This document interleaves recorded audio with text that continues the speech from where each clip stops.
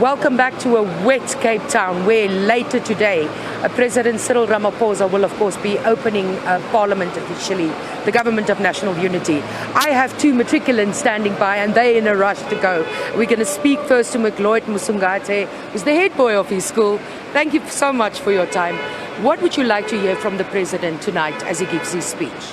I think personally for me, I would like President Ramaphosa to focus a little bit more on job creation, opportunity for the youth. Personally, as I'm in grade 12 and I'll be finishing grade 12 this year, so I'll be entering the work world, and I think it will be difficult for me to find a job, which is my worry right now. So I think Mr. Ramaphosa should focus a little bit more on job opportunity for the youth and create platforms for us, and we can, Thank you. What other things concerns the youth? I mean, because you are our future. And this is a government that, if all goes well, will be constituted for the next 5 years. So what would you like to see this government do in the next 5 years, besides the obvious job creation, as you were saying, that would help the youth? I think in terms of education, I think they can do better in terms of infrastructure in schools and creating safety for us learners. Because one of us, coming from the disadvantaged backgrounds, I think they can do better in creating more platforms where we can get funds to help us with transport and things that we can do better in school. Thank you very much. I know you're in a hurry. Let's quickly speak to your friend as well before he runs off. Silisiwe Msengana. Apologies if I pronounced that wrong. What are the issues that concerns you? What would you like to hear from the President? Issues, to be honest, my issues are about things such as schooling.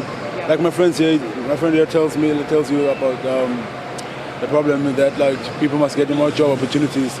But there are people who study, who go to school or spend all the 13 years in school and they're unable to get into universities and colleges and stuff.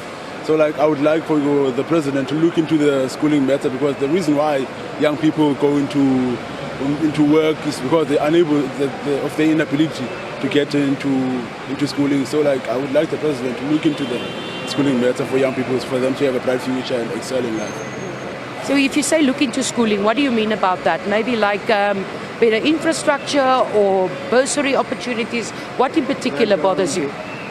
To be honest, there are people sitting at home with bachelor's pass who deserve to be in law, doctors, and yet they can't even put in to get the opportunities to go to schools. So that's the issue I want the President to look into. Will you be studying next year? Yes, I think I am. What will you be studying and why? Honestly, I want to be a doctor. A doctor, right? A doctor, yes, because I'm good in sciences and and mathematics. So I would like to look into the doctor and help people out. Thank you very much. I know you have to run off. Thank you very much, young men, for giving us your time. I know you're rushing off to school.